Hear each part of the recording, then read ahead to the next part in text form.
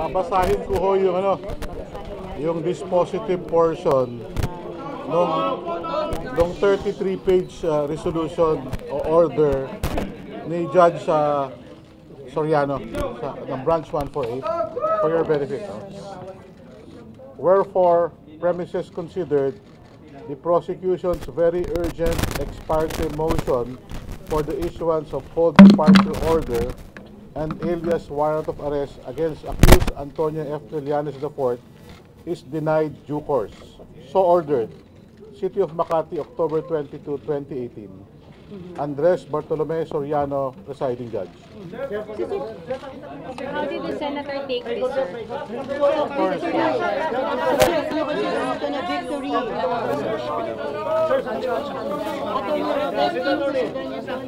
Sir, wait lang, sir, wait lang.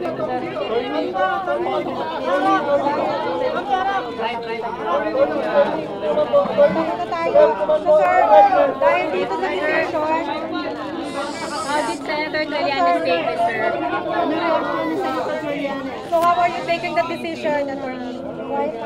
Of course, masaya si Senator Trillanes dahil sa bandang huli, lumabas din yung katotohanan na unang-una, hindi totoo yung sinasabi sa kanya na hindi siya nag-file ng amnesty application. At pangalawa, hindi dapat buksan yung kaso na matagal ng dismiss. Yun ang naging ruling ng korte. The court in effect did not allow the reopening of the case. Sir, para magka-conflict ang decision ng 150 at nitong 148? Well, it appears that way. But we still have a pending motion for reconsideration sa Branch 150. Sir, paano yun? In-uphold yung Proclamation 572. Anong effect po nun, sir? Well, candidly, hindi ko pa nababasa yung buong decision. It's a 33-page decision. But I also notice, and I will read to you yung portion. The court finds and so holds that Trillanes did file his amnesty application in the prescribed form in which he also admitted guilt for his participation in the Oakville mutiny, among others, and in which he further recanted all previous statements that he may have made contrary to the said admission. So meron ding factual findings yung korte na ginawa ni Senador Trillanes yung dapat niyang gawin. Maaring ang naging ruling ng judge, hindi siya pumasok doon sa issue ng legality nung proclamation for whatever reasons he stated in the decision. As I'll be candid, I haven't read the entire decision. Para lang sa inyo, binasa ko lang itong dispositive portion. Siguro pag-aaralan pa namin ito at titignan kung ano talaga yung naging resolution sa bawat issue. Pwede pa mag-MR dyan ng DOJ? Sir, initially ba kailangan gawin? May gagawin pa po ba yung kaso initially after reading it? Doon sa issue na kung pwedeng mag-file ng motion for reconsideration. Alam niyo, yung sa criminal cases, once dinismiss ng korte, hindi na normally nag-entertain ng motion for reconsideration. Kaya one strike lang yan . Ito, dismissed na 7 years ago, sinabi lang ni judge dito na hindi niya pinagbibigyan yung kahilingan na buksan yung kaso.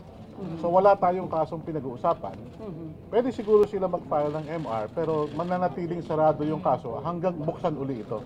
Attorney, ano magiging epekto nito or implication doon sa kasong rebellion sa Branch 150? Well, that will proceed independently.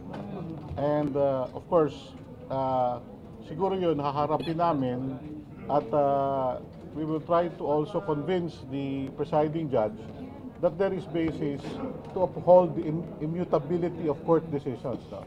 Ang maliwanag na sinundan ni Judge Soriano dito sa kasong ito na ang isang pinal na desisyon ng korte hindi pwedeng buksan na. Kahit ng Korte Suprema, yan ang nakalagay sa ating jurisprudence.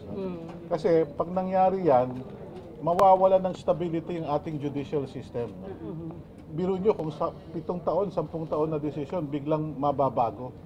Dahil sa presidential proclamation or dahil sa desisyon ng bagong korte. Mahirap talaga yon kasi magkakaroon ng instability. Kahit yung ating, yung basis ng ating pag-aari ng property, yung ating sa mga kontrata, delikado yun. Sir, So may hindi wor- talaga pwedeng payagan. May worry ba kayo na pwedeng gamitin ng court martial since in-uphold yung Proclamation 572? Wala naman kaso sa court martial na pinag-uusapan kasi alam naman nating lahat na si Senador Trillanes senador noong 2007 pa. Hindi pwedeng ang isang tao civilian at the same time sundalo. Ang meron lang na ganun yung mga reservists. Ngayon dito bukod pa dun sa fact na si Senador Trillanes 2007 civilian na, mayroong order ang AFP, no? Uulitin ko ulit, General Order number 515 series of 2007, in which the armed forces actually approved yung kanyang ipso facto resignation as a result ng pagpa-file niya ng Certificate of Candidacy. Inulit din yan ng PNP recently, PNP spokesman na sino mang miyembro ng armed forces o ng PNP mag-file ng Certificate of Candidacy automatically resign. Pero attorney, kasi Yun yung batas. Pero attorney, that is your assertion. Pero para bang Damocles sword pa rin yung court martial? Alam mo, napakalabong mangyari yun kasi meron ng order yung mismong armed forces. Sir, in-expect niyo ba itong favorable decision ng Branch 148? Of course, we were hoping and praying for a favorable decision. No? And we are thankful that despite of all of everything that has happened, all of the pressure, no, nagkaroon ng ruling si Judge Soriano na tinignan kung ano talaga yung estado ng batas at estado ng judicial precedents at nagbase hindi dun sa mga pananaw na ng ibang tao or ng administrasyon kung ano yung naaayon sa batas. So far, no worry of any arrest by now, sir? Wala na, kahit anong arrest, court martial, or RTC, wala Well, na. as far as I can see, wala namang threat of arrest in view of the fact na the court did not even allow the reopening of the case. Attorney, hindi So, ba, uuwi si Senator Trillanes hindi ba, tonight, sir? Hindi ba medyo may ambiguity ron sa sa upholding the proclamation and at the same time denying the petitions, or it is just an absolute matter, question of law kaya nasa Supreme Court? Alam nyo, there's a doctrine in law which says that a court will refuse to rule on the legality or constitutionality of a law if there is another way of resolving a case. No? Last recourse kasi yun bago mag-ruling yung korte doon sa legalidad o constitutionality ng batas. Kung pwede namang desisyonan sa ibang pamamaraan o ibang issue, yun ang ginagawa ng ating husgado.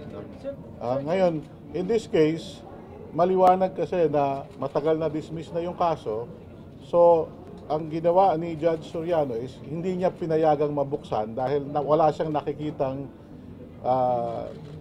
magandang dahilan para buksan yung kaso. Sir, pero hinabol niya, sir, yung sinasabi niya kanina factual, compliance and everything. So what does it mean? Ano ba yung nasa isip ni Judge kaya?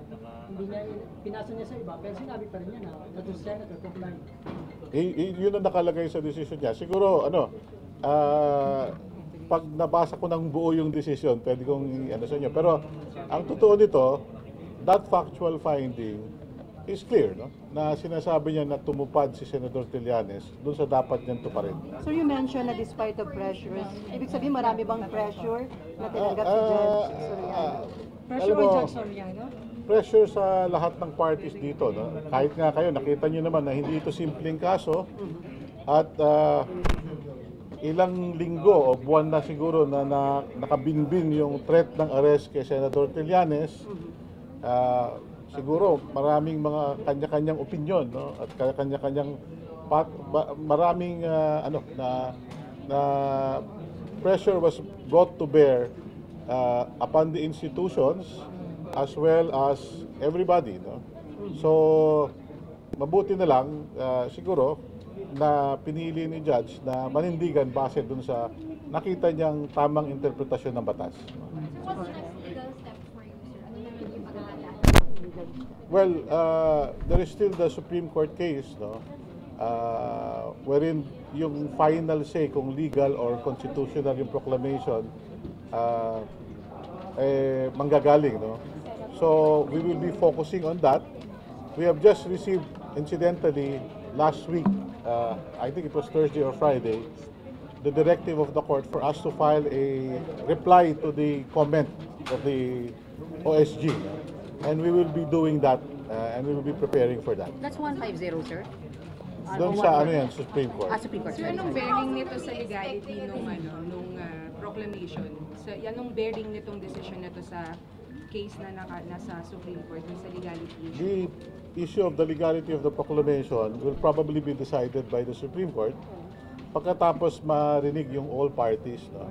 So far, ang nangyari na is nag-comment yung OSG, tapos ngayon ay nire-require si Senator Trillanes na mag-file ng kanyang reply. No? Posibly ho, after that pwedeng submitted for resolution, pwede ring iset ng Supreme Court for oral arguments, no? Pwede ring i-require yung parties mag-file ng memorandum. No? Depende na sa Supreme Court yun. But this is a significant development because in the resolution, there is an express finding by the court that nakakomply si Senator Trillanes dun sa dapat complyan niya. Okay, sir, thank you. Thank you, Okay, sir. maraming salamat. Sir, yun lang namin.